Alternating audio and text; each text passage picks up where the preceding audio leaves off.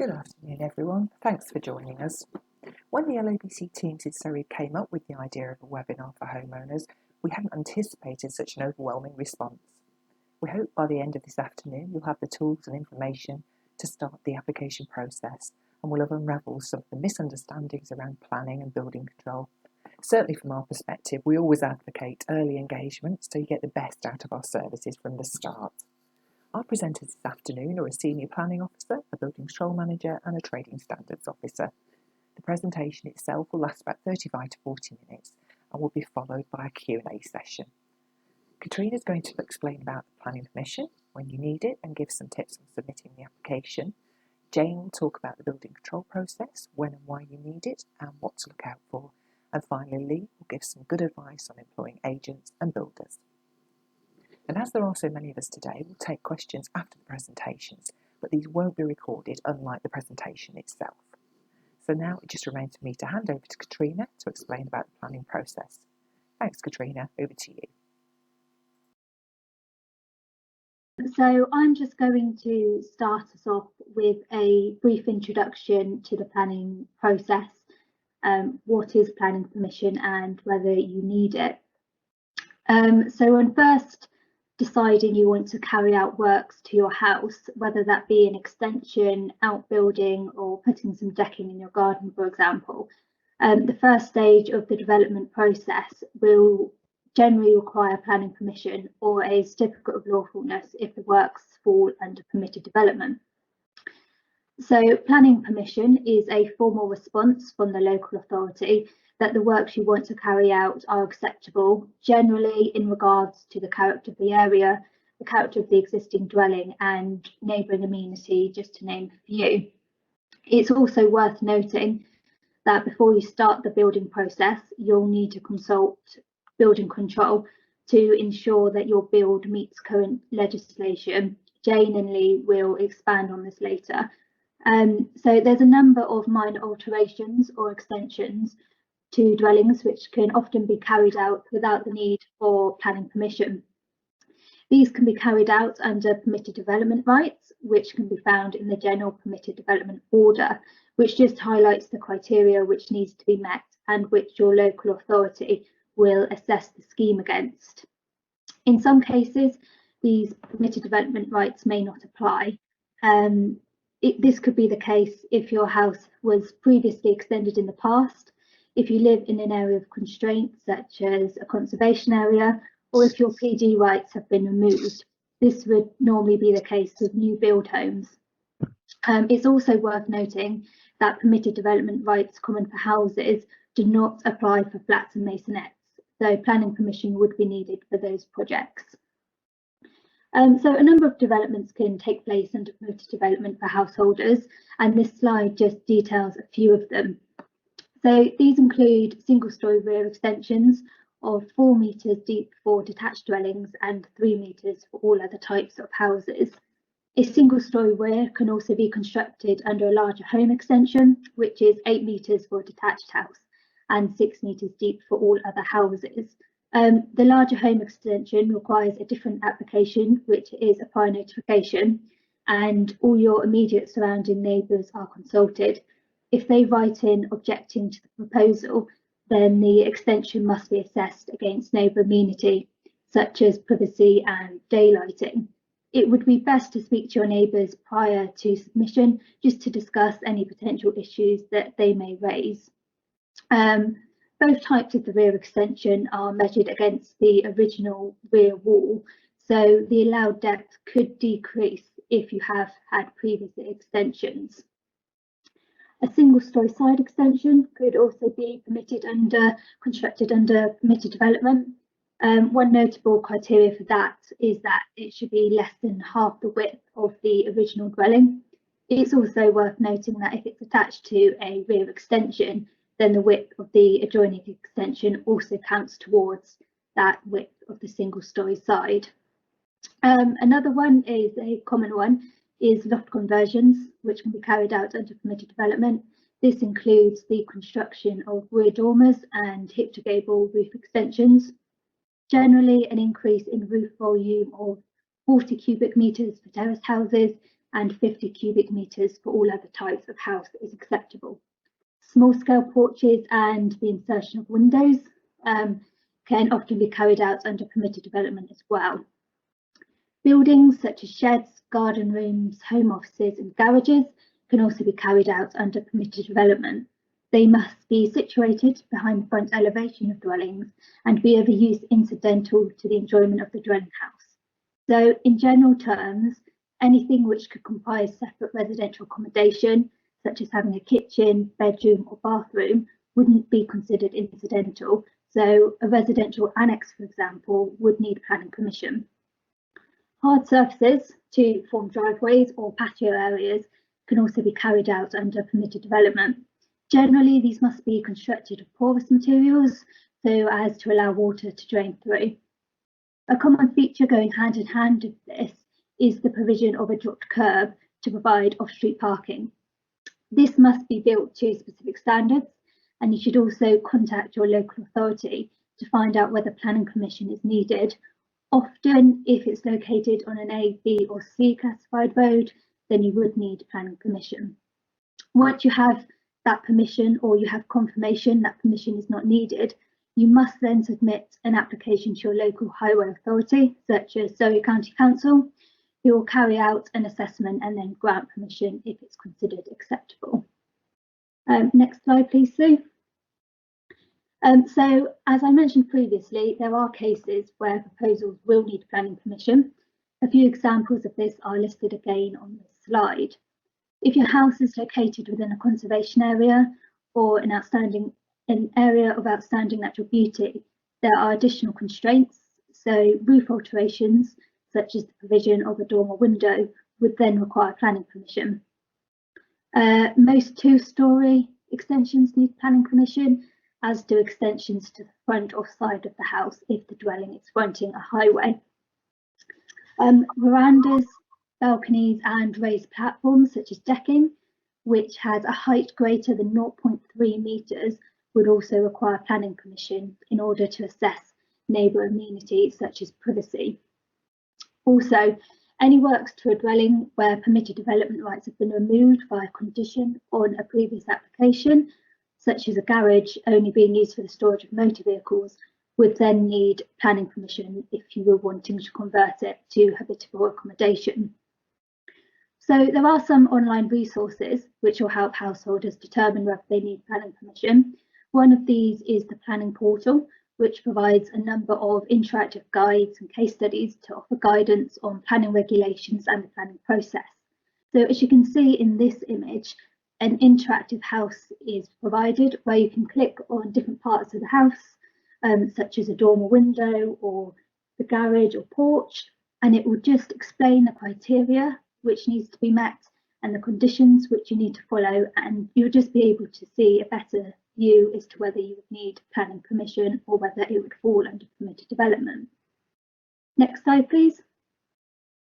So the government also provides a technical guidance supplementary to the general permitted development order. This also lists the relevant criteria for each application type and explains the criteria in more detail and how it can be applied in specific circumstances. So this image to the right of the screen just shows the example of a side extension, which is then being attached to a rear extension, so it doesn't meet the criteria of it being less than half the width of the original house. Next slide, please. So it could also be worth researching any previous planning permissions which have been permitted to your house in order to look for any conditions which have removed PD rights, or just comparing previous plans to see whether any extensions have already been constructed under permitted development. Most local authorities have a website where you can search your address and find any historical planning permissions. So if you go through all of that process and do not believe you need planning permission, and if you want to be certain of this, you can apply to your local authority for a lawful development certificate or a prior notification if you are looking for a larger home extension. You can submit a proposed certificate of lawfulness if no work has been started, or if work has begun or the development complete, you can apply for an existing certificate of lawfulness. Both can take up to 8 weeks and requires a be, whilst not compulsory, local authorities would encourage the submission of lawful development certificates. Okay, thank you. In terms of the planning process in submitting an application, this is outlined on this slide here. If the application is submitted and then validated to ensure that all the relevant information is provided, more often than not, this includes a location plan, a block plan, and the proposed and existing elevations. If any additional information is required, this will often need to be submitted before the application is made valid. Once valid, it is passed over to a case officer and is consulted on to immediate neighbours and any statutory consultees. This could include the highway authority or the historic environment officer if your house is listed within a conservation area.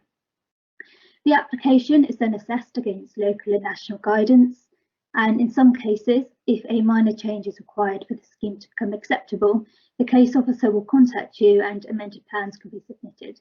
The case officer will often take a site visit at this stage too. The application is then determined.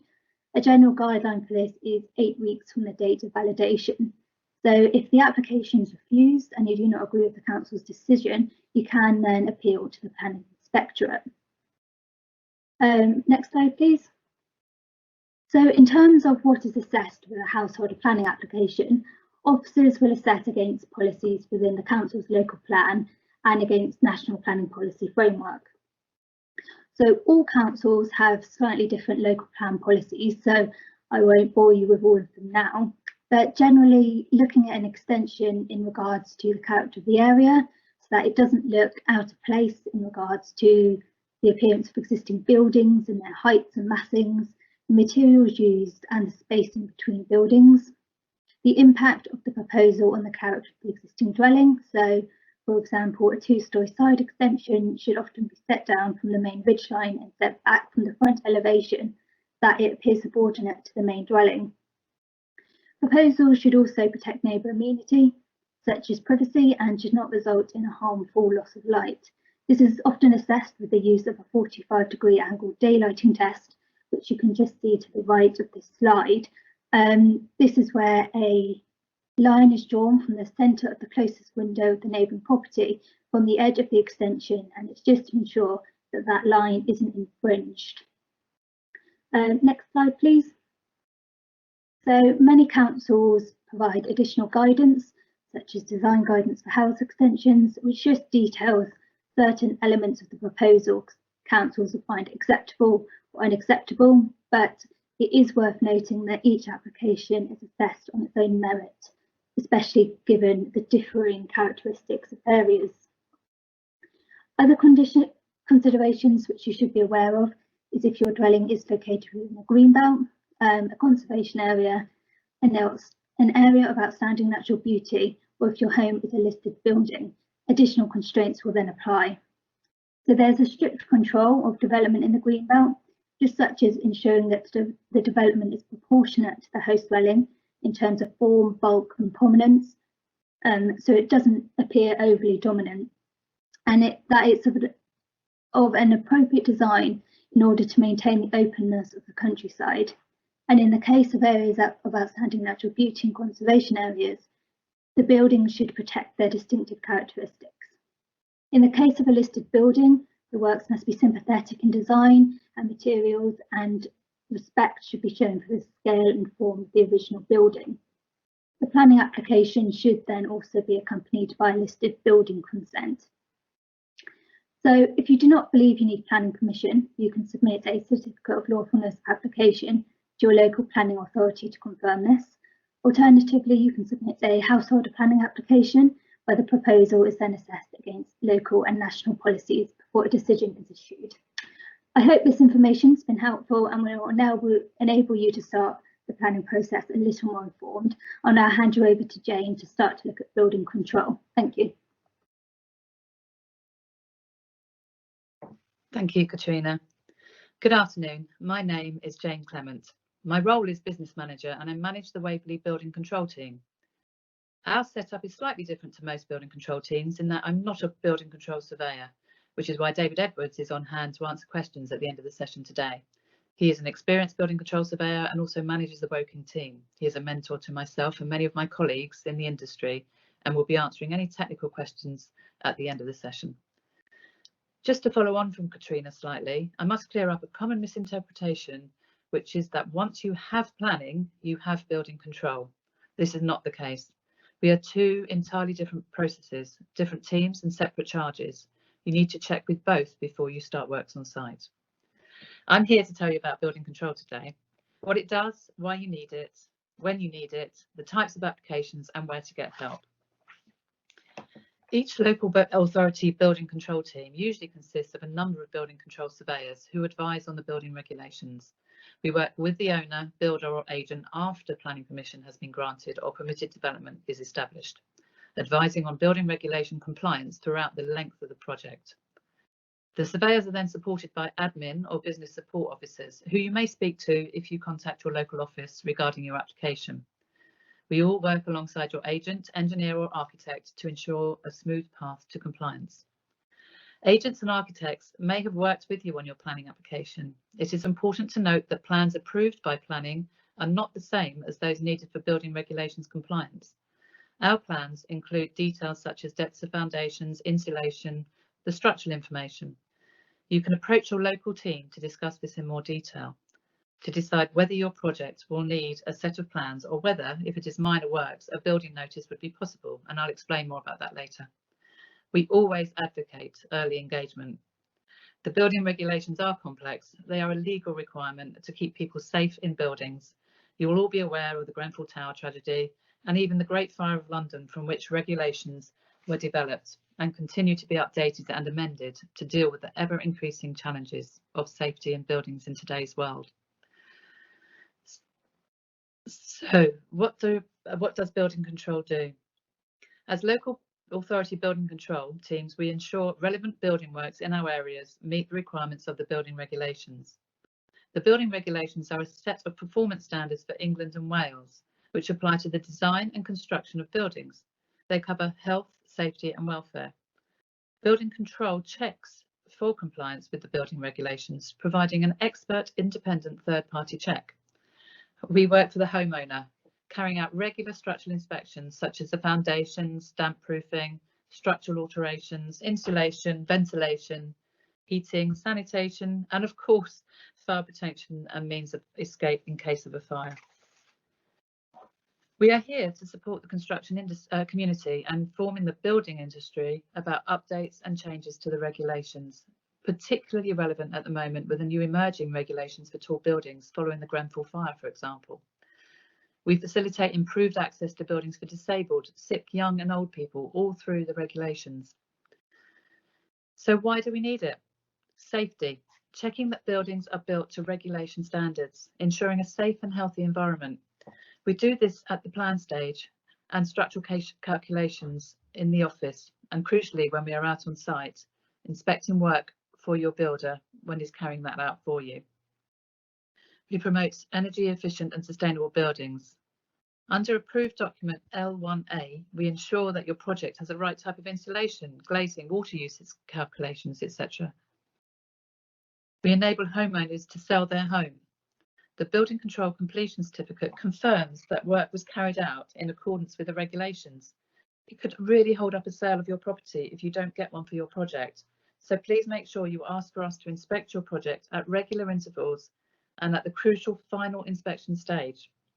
Inspections are carried out from Monday to Friday, and once your project is complete, legislation dictates that you should let us know within 5 days so that we can carry out our final inspection.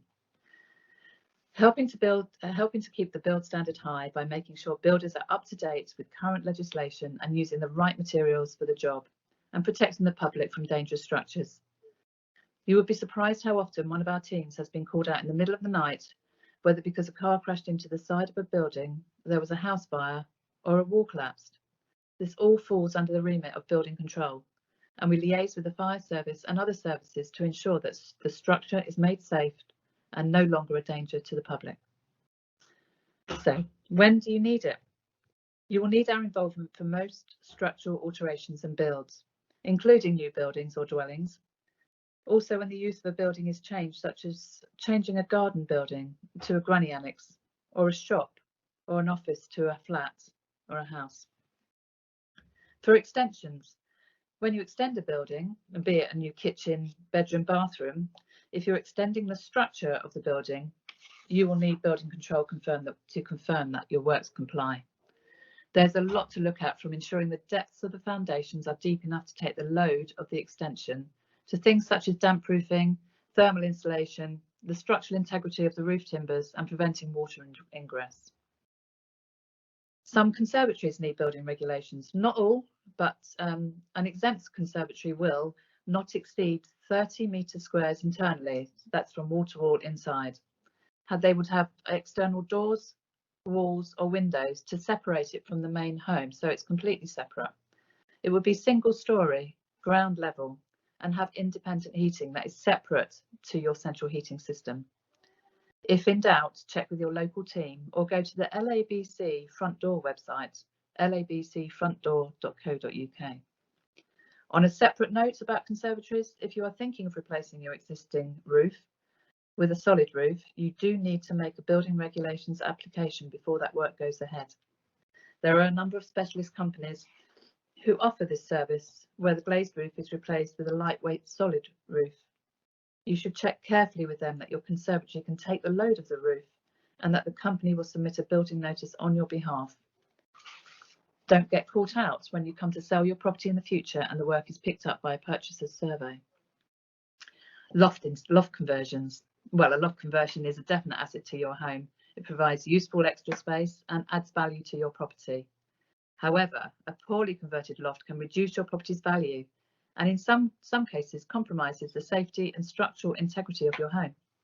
It's important to ensure that you plan your conversion carefully and get the work carried out by an experienced contractor. They will understand how they need to comply with the building regulations, for example, how to support the existing roof, how to ensure the correct headroom within the loft area, that the new floor can take the weight of the structure above, that all doors on the first floor and to the new loft room would need to be fire doors to help prevent the spread of fire. It goes on. The building regulations exist to ensure that buildings are constructed to a reasonable standard. Remember, if you are putting in a staircase into your loft area, even if you only intend to use that space for storage, you have created a room which would require building regulations approval. Retrospective applications or regularisations of this type of work is not uncommon when homeowners come to sell their property, and is often not a straightforward process as there are lots of elements to consider, such as the structure, insulation and staircase design. Garage conversions also add valuable extra room without the need to lose space from your garden. Since so many of us have been working and schooling children from home over the last year or so, these are even more popular than ever. You will also need to make a building control application. We will be looking at infilling the door opening. We'll be asking if it needs additional support, raising the floor level to the height of the existing house, considering the insulation and damp proofing, lining the external walls to ensure they meet the regulations for thermal insulation, soundproofing party walls. We don't really want to hear the neighbours, and I'm sure they don't want to hear us. New ceiling, heating, drainage, windows and ventilations, fire precautions, electrics. These need to be carried out by a specialist electrician who is part of a Part P competent person scheme, which again I'll go on to in a moment. Minor alterations such as a chimney stack. You won't need a building regulations application just to remove the stack above the roof line. However, you will need to make one before you start work to remove all or part of the chimney breast throughout the house, as this may support walls, floors or the roof structure. You will also need to engage a structural engineer to work out calculations relating to how the load of the structure above will be supported and submit these with your application for us to check. Bathrooms and washrooms. You will need a building regulation application form for any new drainage, waste pipes and extract ventilation for any structural alterations that you may want to make. When adding new drainage, it's important to ensure that it's connected properly to your existing drainage. And electrical work in the area where there's lots of water has to be carried out by a specialist Part P electrician. If you are adding a bath, remember the weight of the bath full of water will also need to be considered to ensure your floor joists can take the additional load. We don't want to end up in the living room. Internal alterations and removing walls can be fundamental to the structure of the house. Some offer fire protection to the stairway, and others just divide up the space. Removing load-bearing walls requires a building regulation application and structural calculations to be submitted before you start any work. Building control will look at the loads the wall is taking, the beam requirement and loading spread to the ground, ensuring no future collapse. We'll want to make inspections of the beam once it is sat on its pad stones, and also check that fireboard is used to cover the beam before it is plastered over. If the wall protects your staircase, then you will need to consider further fire protection to allow you to escape if your house catches fire. Again, building control are happy to look at your proposal before you submit an application, which can often save time later on. Roof lights, new or wider windows and door openings will require a building notice application. Consider cutting into an existing structure and the problems this may cause to the structure around. Water ingress, for example, or needing a new lintel to spread the load above a new set of bifold doors, where previously there'd only been a window. We would check structural calculations in the office, and on site would look at the water to ensure water tightness and that the glazing is suitable for the location. So what type of application? You've got several routes into the building control application. Full plans, where a full set of plans is submitted by your architect or agent for checking for compliance to the building regulations. These contain additional detail compared to those submitted for planning approval. The plans are checked for technical information and to help your contractor on site. We will liaise with your agent and architect with regard to any amendments or additional information required, and the plans, when approved, should be passed to your builder on site. You then have the added reassurance that they are building to an approved set of plans detailing information such as foundations, structure, insulation, electrics, etc., and will be referred to on future site inspections. The initial plan check is usually carried out in a short space of time. However, the full plans process can sometimes take up to 8 weeks. That depends a lot on whether we require further information from your agent to approve the plans and their response time getting that back to us. Building notices. These do not include a plan check, even if they're submitted with your notice.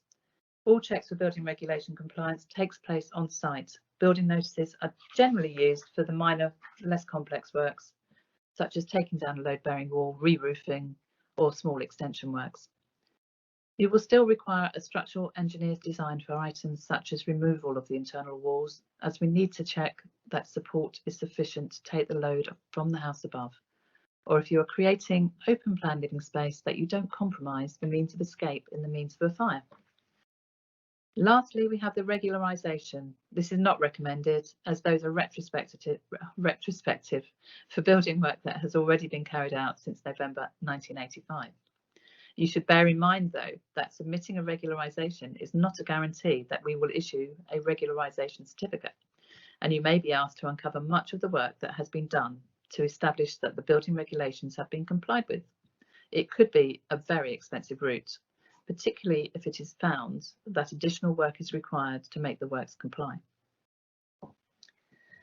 I'm sure you've heard of the competent person schemes. This is a scheme which enables installers who are members of an appropriate competent person scheme to self-certify and sign off their work without the need for separate application for building control.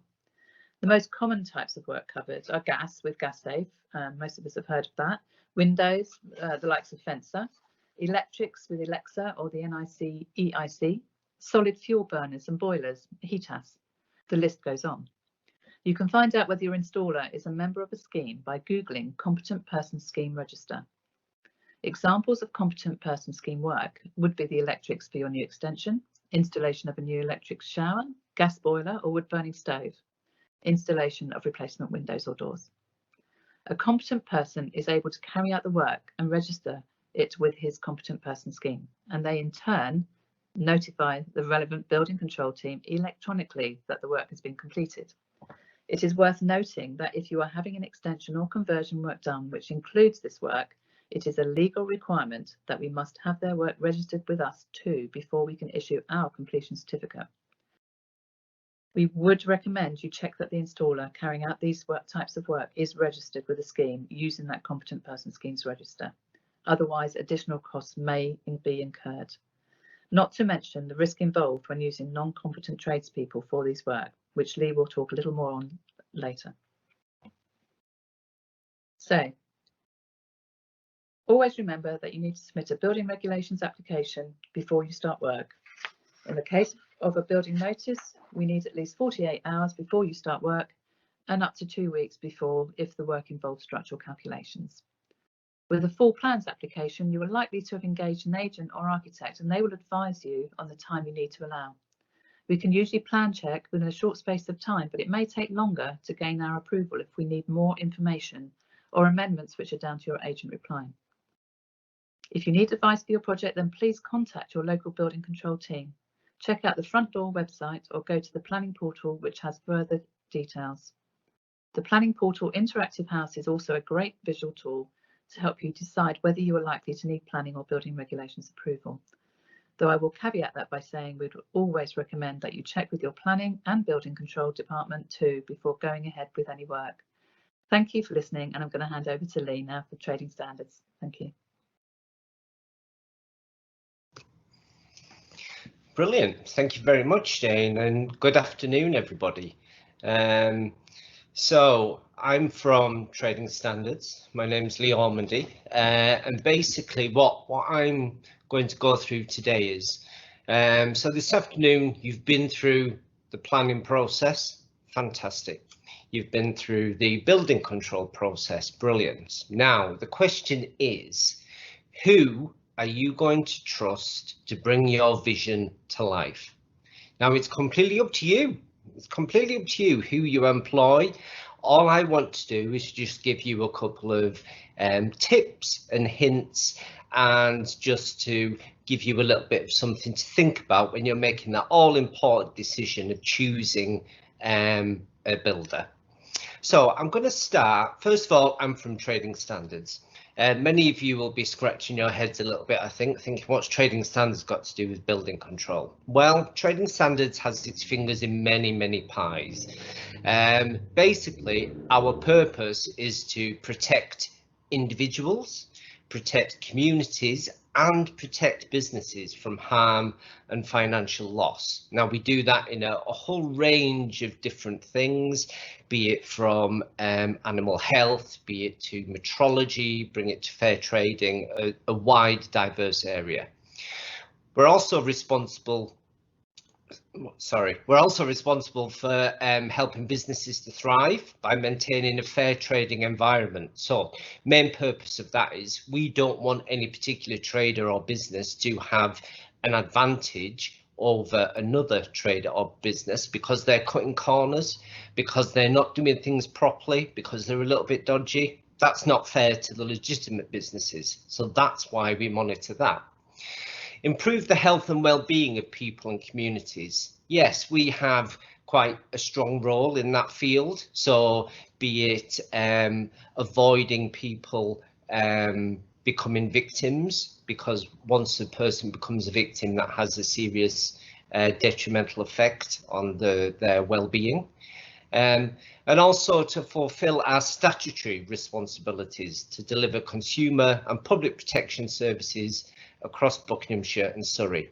In essence, what this is us making sure that you get what you pay for. So if you go into a pub and you buy a pint of beer, we make sure that you get a pint of beer. If you get 20 litres of petrol for your car, we make sure that you get your 20 litres. In essence, Trading Standards is here to ensure a level playing field. So it's a level playing field between businesses, between traders, so that nobody's getting an advantage over anyone else, but also a fair level playing field between consumers and residents and businesses as well. And that's why we're here. Next slide, please. So like I say, it's completely up to you who you employ. What I'm going to do very briefly is just to give you a few tips and hints, how to choose the builder, what paperwork you want to look for, what your rights are, because many people are not aware of their legal rights. In the very rare cases where there is a dispute, you know, how do I deal with that? And then some additional advice as well. So how do you choose a builder? Who is going to bring your dream to life? This dream building project that you've planned. Obviously, you're going to use somebody that you rely upon, somebody that you trust. What we would suggest is that you get at least 3 quotations. So you get 1 quotation. Oh, fantastic. You know, that seems like a really good deal. Is it a good deal? Compare it around, get at least 3, and then you can see roughly what the price is coming in at, and then you know what to expect. Is it a quote or is it an estimate? This might seem a little bit picky, but it's very, very important. If you're getting a quote, then that is what they're saying the job will cost you. If they're saying this is an estimate, then that is not that. The final figure could be quite different from what the estimate is. So always make sure that you're working off a quote, not an estimate. Get genuine recommendations. Now, go online, have a look. You'll see lots of recommendations for different people on there. Take them into account, but just do a little bit of other digging around. Who else has used this builder? What sort of work has already been done? Can he direct you to another property where they've built something very similar to what you're after? Perhaps have a little trip out, drive past the property, have a look, see, you know, does that look like good quality? Is that the type of work that you want? So don't just rely on what you read on the internet. Just do a little bit of digging around and just see if there's anything else. References. The builder might come up with numerous references for previous pieces of work. Explore them. You know, I'm not saying you need to doubt them all the time, but you know, perhaps just have a look at a couple that are local. I mean, after all, this is your money, so you want to know that you're giving your money to somebody, you know, that you can rely upon. And like I've sort of been getting at, dig around, you know, look on different websites. Don't just look on one website. Look at different forms of information. Just see what's out there.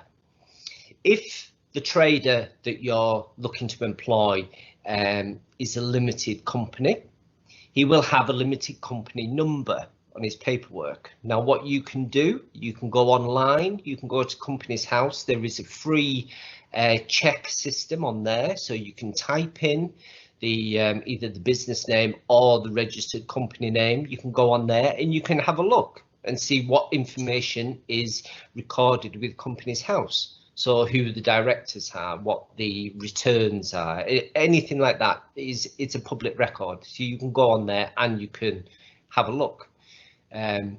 Trade associations. So many companies hold their own trade associations. So, for example, you might get builders that have joined the Federation of Master Builders.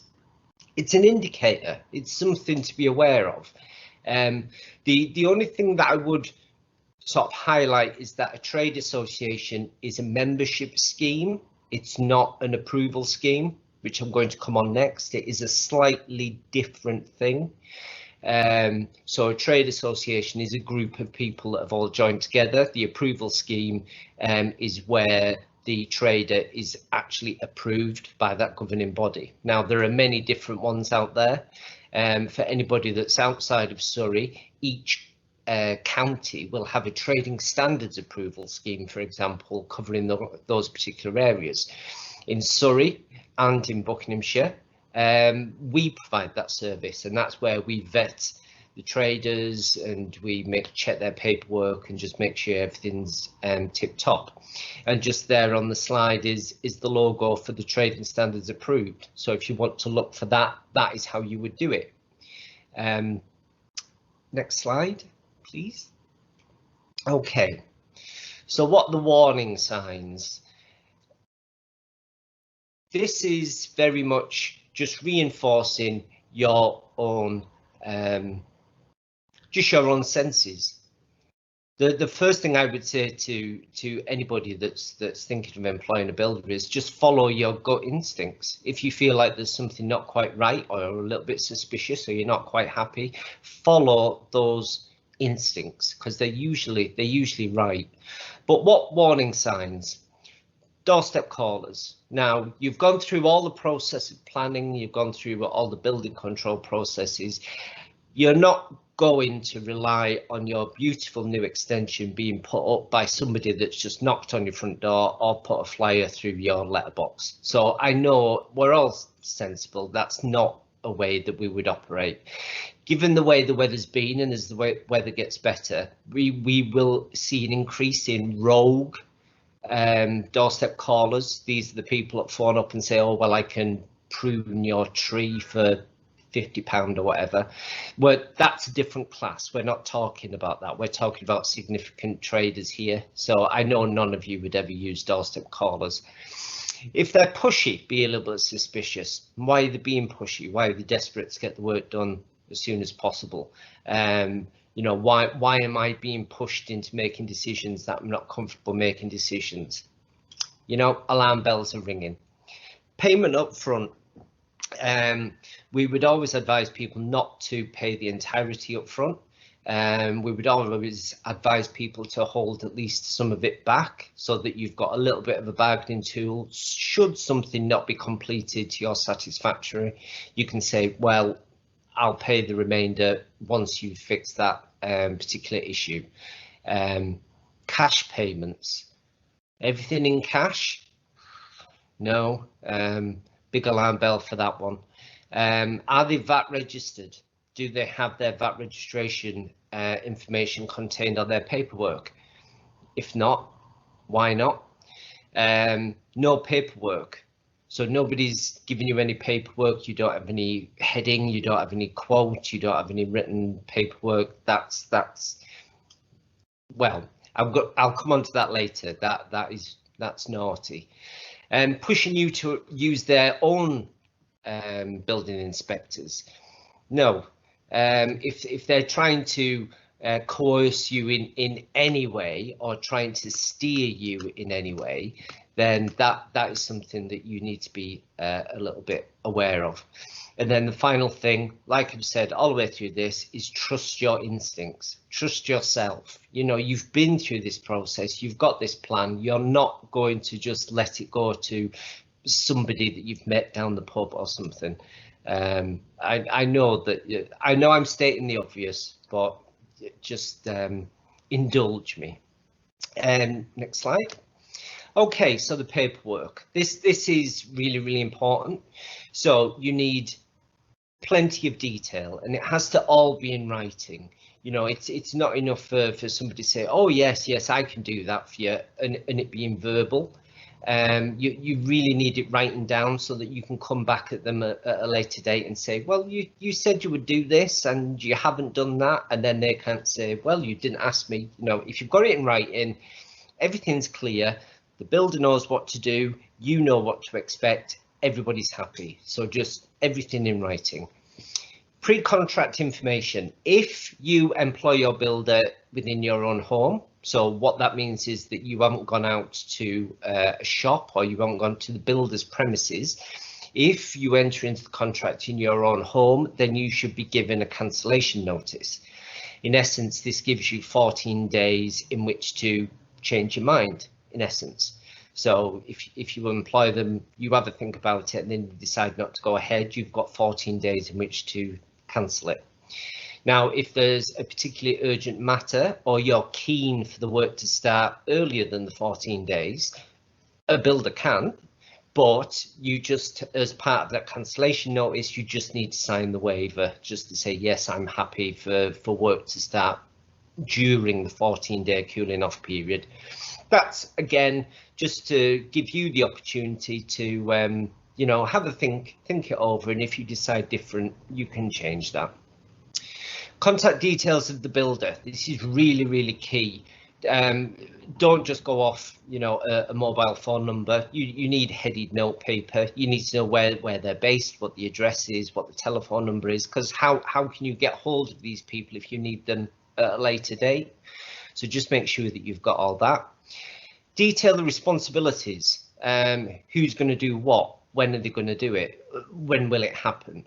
It's just so that everybody is clear and everybody knows what's going on. Ideally, separate the materials and the labour costs. That just makes it easy for you to sort of sift through what's being charged and against what. As detailed a specification as possible. So what's included in the build. More importantly, what's not included in the build. So if you get halfway through and then suddenly you realise, oh well, I don't have any guttering. Well, guttering wasn't in the agreement, so I've included guttering, so it'll cost you more if you want guttering. It just avoids those sort of you know, difficult conversations a little bit later on. So just make sure you've documented everything that you want. Where will items be sourced? Who chooses it? So if you want a particular item, say you want a particular style of granite or something of that nature, you know, do you want it coming from a specific supplier, or does it come from a specific supplier, or are you going to source the materials, or is the builder going to source the materials? Again, just things to sort of check up on. Start dates. Make it clear what day you're starting, what day you're looking at finishing, how long it's going to be, what happens if they overrun. Just practical terms, really. Payment terms and schedules, what's going to be paid when and how and for what reason, so that you don't get, oh, I need some more money now, but then the weeks I need some more money now. I mean, legitimate businesses this is just normal practice for them. And you won't, I would suggest you won't ever encounter these sort of issues, but it's just to put it at the back of your mind, just in case. Next slide, please. Okay, so what are my rights? These are your legal rights, okay? So you've got the Consumer Rights Act. So this is basically saying that the building has to be fit for the purpose.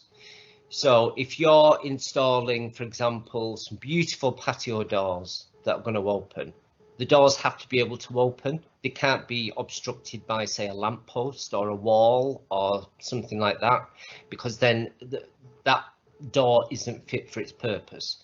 So everything has to be fit for its purpose. The 14-day cooling off period, which I mentioned earlier, you know, legally they are required to give you that 14-day cooling off period if the contract was entered into your own home. Reasonable care and skill. So you want the builder to do the work to as a high level of quality. You don't want to be dealing with something that's a little bit shoddy, but if you're going for if you've done your research, that shouldn't be a problem. Time agreed, so you'll have a time limit, as I mentioned on the previous slide. You've got a start date, you've got a finish date. It's running over. Why is it running over? Is it reasonable, you know, to add a couple of weeks just to do this little bit of finishing off or whatever? That's for you. If it becomes, you know, the contract's for a year and 3 years later it's still not built, that's going to be a problem. Similarly with the price as well. You've agreed the price because you've got the quote, not the estimate. So you've got the price. Things change. Things always change during a build, especially a complicated build. But are any price changes, are they reasonable? You know, can they account for the changes? Just be a little bit savvy. Satisfactory goods. So the goods themselves have to meet certain standards.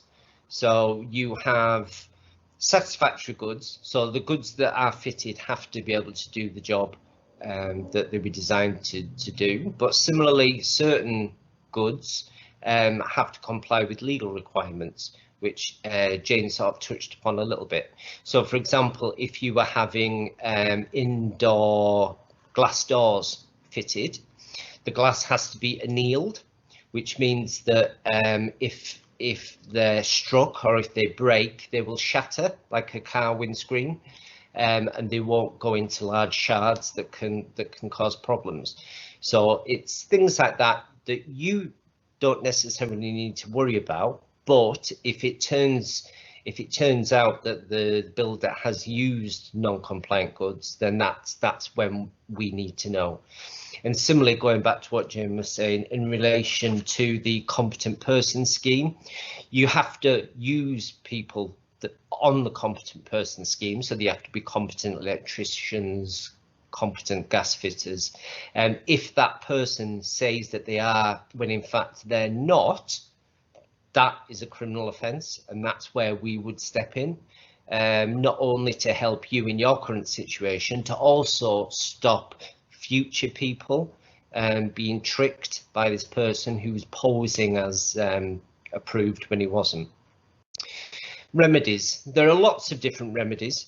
If, for example, you go with somebody that's part of an approval scheme, there could be an alternative dispute resolution that would just argue it out between them. Similarly, there are many different forms. I'm going to touch upon one a little bit later on. Remedying of the faults. This is linking in with what I said earlier about holding back a little bit of money.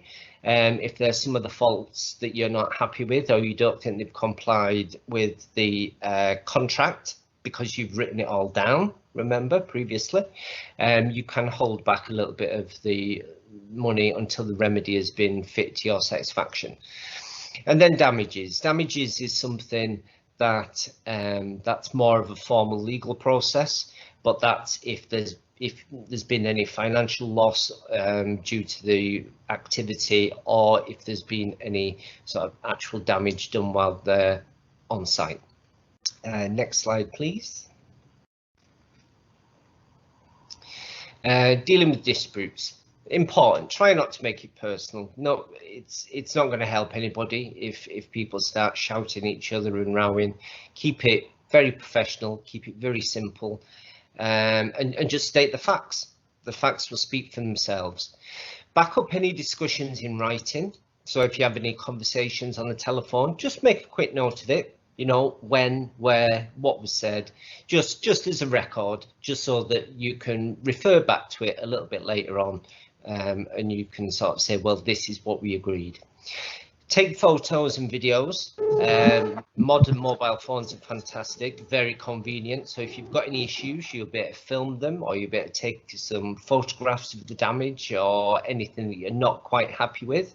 And also this could help the builder as well. So if there's something that he misunderstood or something that he hasn't quite fitted correctly, it could be an easy remedy.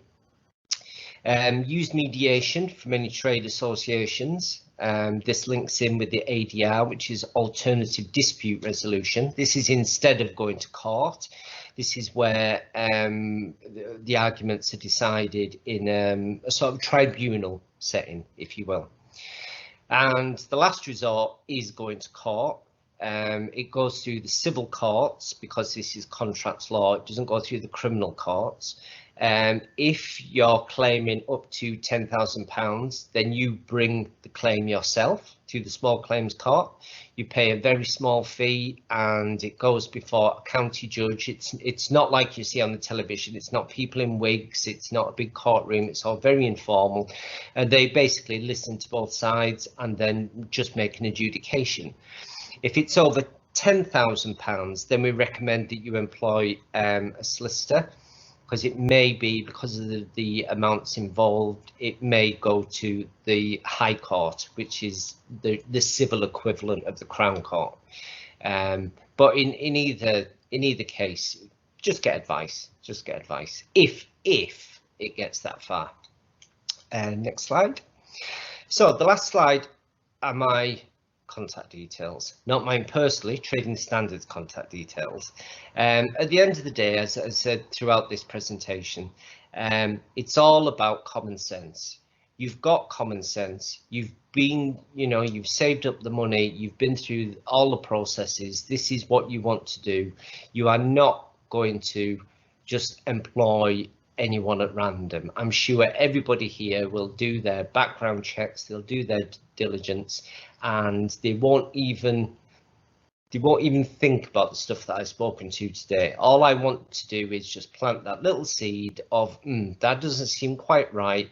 and to let you know that Trading Standards is here to provide you help, to provide you with guidance and assistance.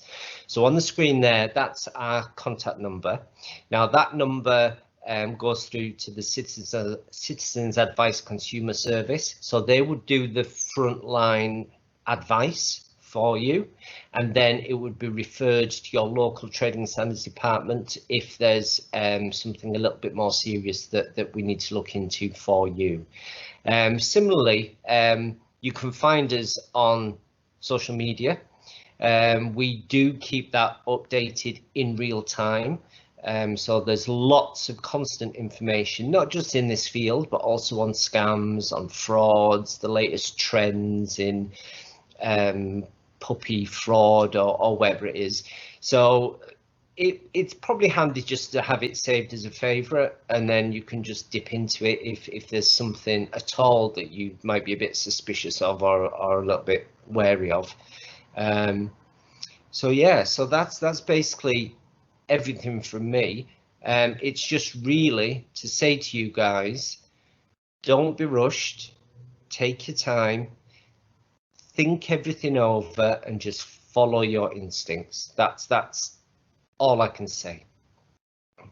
Thank you.